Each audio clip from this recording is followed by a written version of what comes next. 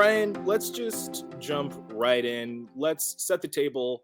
What is the workforce landscape right now for someone who's a Gen Xer? Are they what level of job are they holding? What's the next step for them in the workforce? Tell me a little bit about that. First and foremost, I'd like to talk about some trends that we're seeing right now in the workforce. Just a few years ago, millennials surpassed Gen Xers as the largest generation in workforce in terms of just the sheer volume of workers that are currently engaged in the workforce in 2023. And with baby boomers either having retired or staring down retirement themselves, there's plenty of older Gen Xers who are also kind of following suit with those baby boomers. Maybe they're preparing for retirement themselves.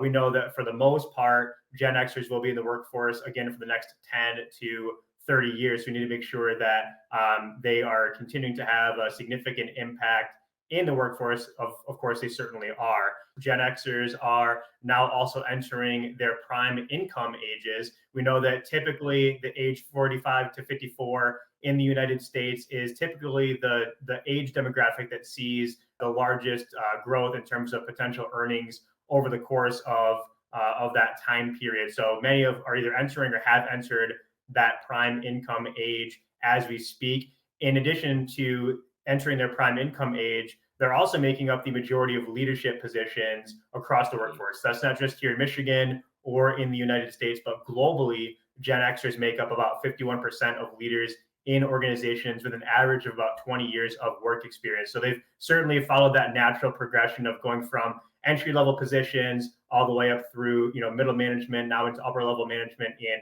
leadership positions in both the public and private sector. And how valuable are Gen Xers with that breadth of experience in the workforce already going to be for any kind of organization or company going into the future? Because they're taking up the mantle for boomers, but they just have so much more experience than a lot of millennials do. Really, they are kind of that forgotten middle child between the baby boomer generation and the millennials. That's just not my take. It's not me speaking, on my own personal opinions, but I'd let the data speak for itself. Over the last several years, we've seen Gen Xers with an average promotion of only 1.2 promotions over a 5-year period. That's lower than both millennials and baby boomers. What does Michigan need to be doing to make, jobs themselves, the work itself, more attractive to get people to come here? Some things that Michigan can do, and I think Michigan does do quite well, and we just really need to double down on those efforts, is accentuating those positive attributes of our state. Many people may not know if they live outside of the Midwest, but Michigan has the largest shoreline of fresh water in the country, and we certainly look at our wonderful assets, and our natural beauty is on par with other parts of the state or other parts of the country and other parts of the globe, quite frankly. So for folks that are looking for that live, work, play aspect where you're never too far away from some of those outdoor amenities, but we also have a number of cultural assets that we continue to highlight, institutions of higher learning for folks like myself who are big sports fans, big professional sports teams like the Red Wings and the Tigers, the Lions and the Pistons.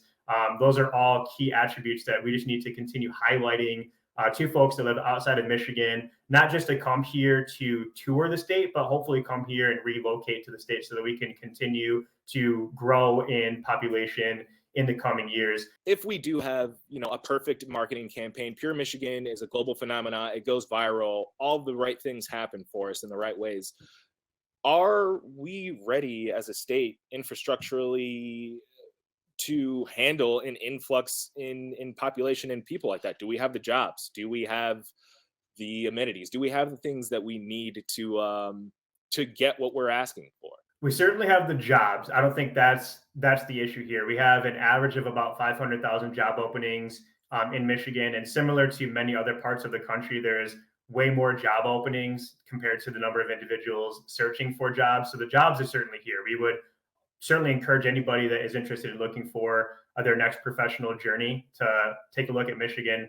We have a range of occupations and industries that are hiring, from advanced manufacturing to IT to healthcare. The jobs are certainly there. I think the infrastructure largely is there, and we are seeing some significant investments that have been outlined, perhaps, for example, in the governor's executive budget recommendations on advancing some objectives and investments into affordable housing, because that is always a concern, not just in Michigan, but across the country. If we have workers come in, we need to make sure that they have places where they can live that are affordable, that are not outside of their reach for the salaries or wages that they are currently receiving. So that's all very positive news from an infrastructure standpoint. And of course, as I mentioned here before on this chat today, the cultural amenities, the natural assets are certainly all there as well. I think Michigan is primed for a very significant comeback in terms of population increases over the next few decades. I'm super bullish on our prospects as a state to reap the benefits of relocations from individuals that might be seeking a new opportunity